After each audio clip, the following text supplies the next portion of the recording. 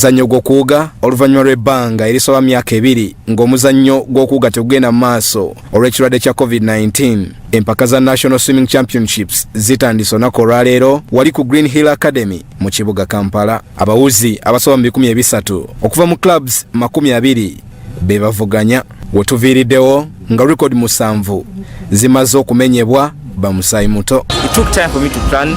We were working hard with my coach to master what we needed to do to achieve the time we achieved. And it means a lot because now I know I've taken another step further in the career and I've become better, which shows that like every time I work hard, I'll improve. So it means a lot.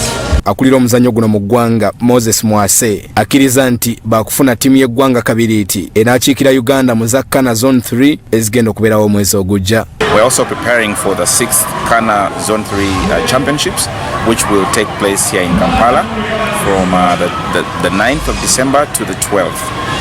And so when we see that our swimmers are breaking new records and having new personal bests, it gives us a lot of encouragement. It shows that they will do very well when it comes to the regional championships.